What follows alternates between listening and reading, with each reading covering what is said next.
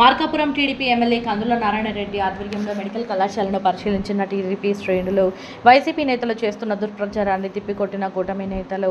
ఈ సందర్భంగా ఎమ్మెల్యే కందుల మాట్లాడుతూ గత వైసీపీ ప్రభుత్వ హయాంలో కాలేజీ పనులు 80% పైగా పూర్తి చేస్తామని నిరసన చేపట్టడం హాస్యాస్పదం. వైసీపీ ప్రభుత్వంలో మెడికల్ కళాశాలలో అరకొర పనులు చేపట్టి ఇప్పుడు దుష్ప్రచారం చేస్తున్నారని, కూటమి ప్రభుత్వం ఏర్పడిన తర్వాత కళాశాల పనులను పీపీపీ విధానంలో త్వరగా పూర్తి చేస్తున్నామన్న ఎమ్మెల్యే పీపీపీ విధానం ద్వారా కళాశాల పనులు వేగవంతంగా పూర్తవుతాయని తెలిపిన ఎమ్మెల్యే కందుల నారాయణ రెడ్డి. మీకు సిగ్గు శరం ఉన్నవాడు నోరు ఎత్తాడు వెలుగొండ గురించి. ఎంతకాలం మభ్య పెడతారా మీరు మమ్మల్ని? ఎంతకాలం మోసం చేస్తారా మా ప్రాంత ప్రజల్ని?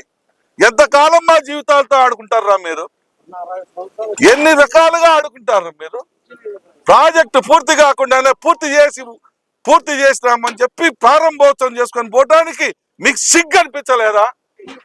ఆయన పక్కన నిలబడి తందానాన్ని కొట్టడానికి మీరు అసలు మనుషులా అని అడుగుతా ఉన్నా. అడిగేది లేదా? ఏయ్యా నిన్ను ఎందుకు ప్రారంభోత్సవం చేస్తున్నావయ్యా? ఈ ప్రాంత ప్రజలు చెప్పులతో కొడతారయ్యా. మోసం చేస్తే మమ్మల్ని చెప్పులతో కొట్టించొద్దయ్యా అని చెప్పి మీరు అడగాలి కదా.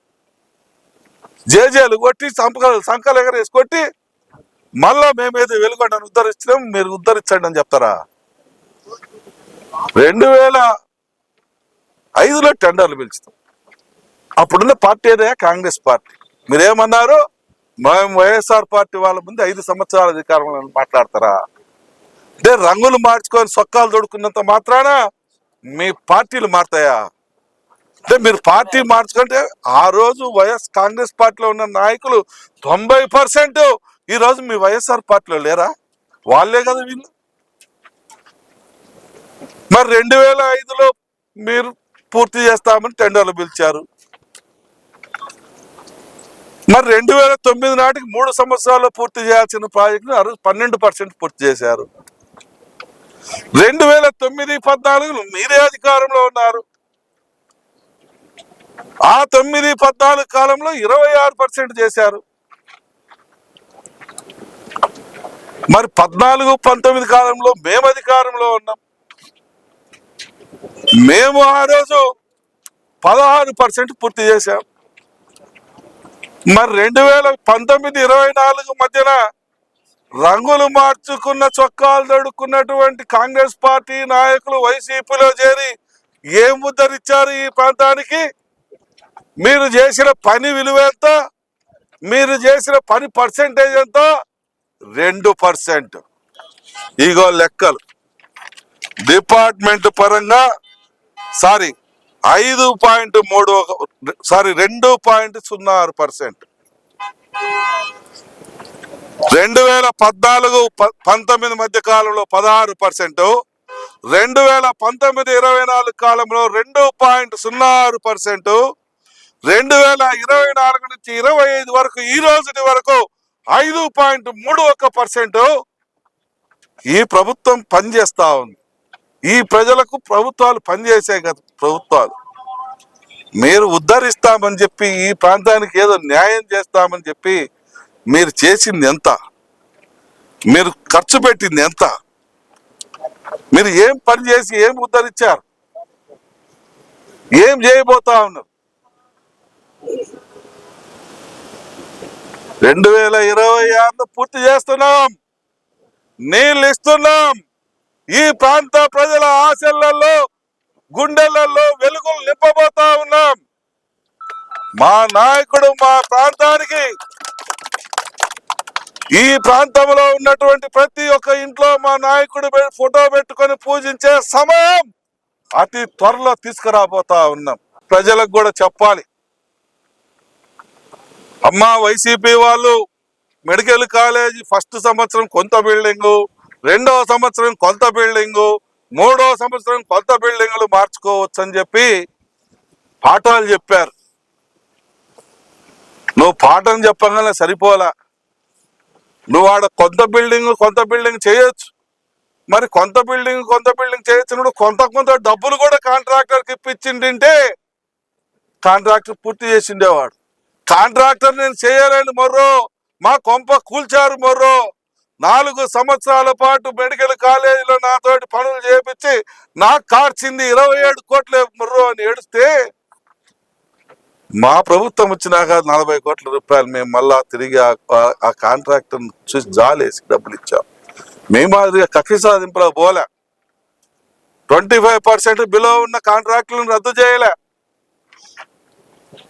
మీరు రద్దు చేశారు. ఈ రోజు మార్కాపుకి నీళ్లు లేకుండా చేశారు తాగటానికి. మళ్ళా చివరికి మా నాయకుడు పవన్ కళ్యాణ్ గారు వచ్చి ఇంటింటికి మంచినీళ్ళ స్కీమ్ ద్వారా 1290 కోట్ల రూపాయలతోటి తిరిగి ఆ స్కీముని ప్రారంభించేదానికి శంకుస్థాపన చేసిపోయారు.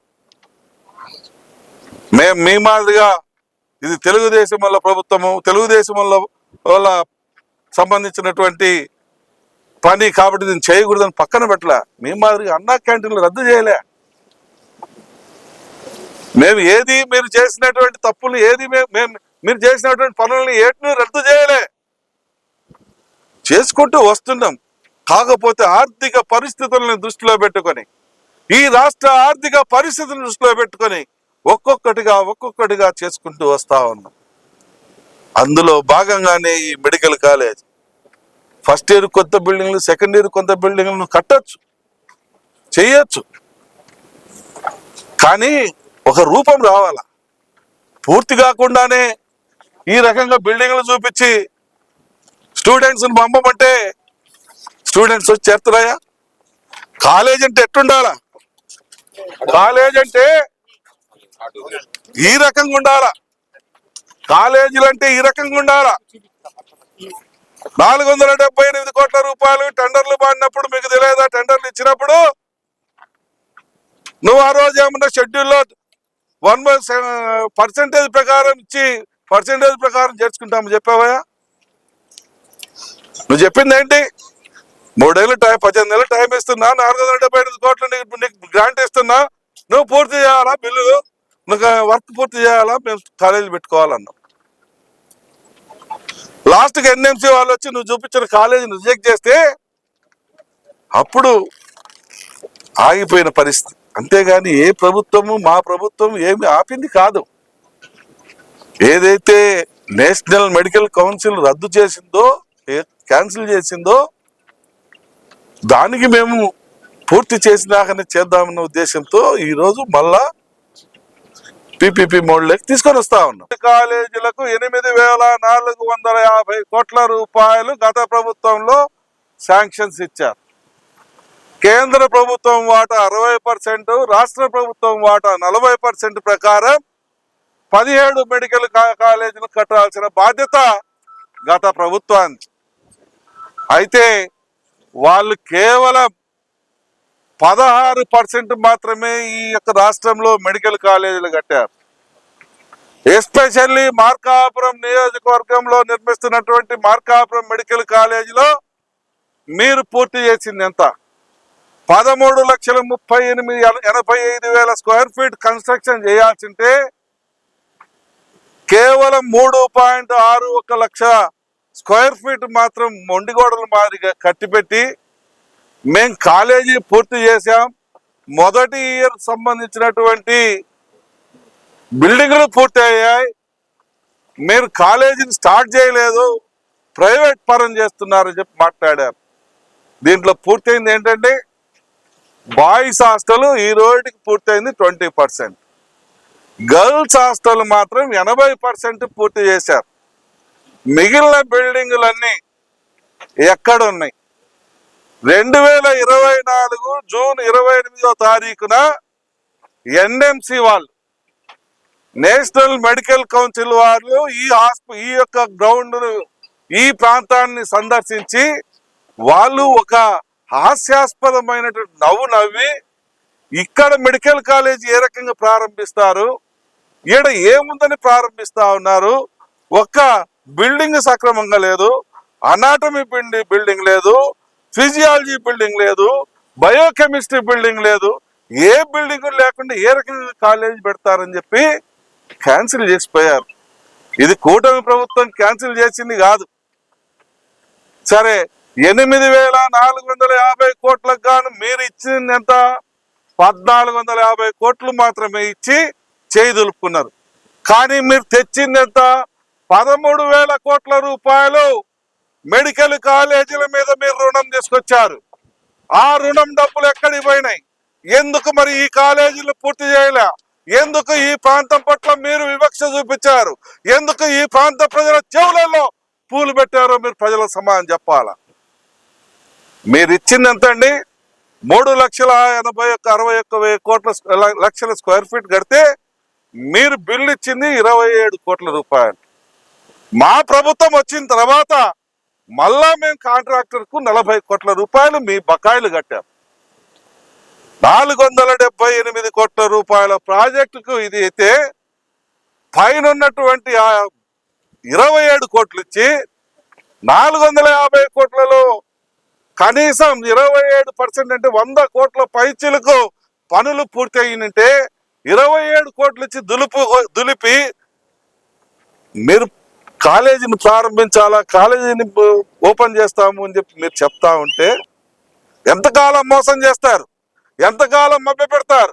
ఏ రకంగా మీరు ఈ ప్రాంత ప్రజల జీవితాలతో ఆడుకోవాలని చెప్పి చూస్తా ఉన్నారో ప్రజలకు సమాధానం చెప్పాలి. ప్రజల్లో తిరుగుబాటు రాబోతా ఉంది మీ దుర్మార్గాల్ని చూసి. ప్రజలు మీకు మొటెక్కాయలు వేసినా కూడా మీకు ఇంకా సిగ్గు రాకుండా ఉంది.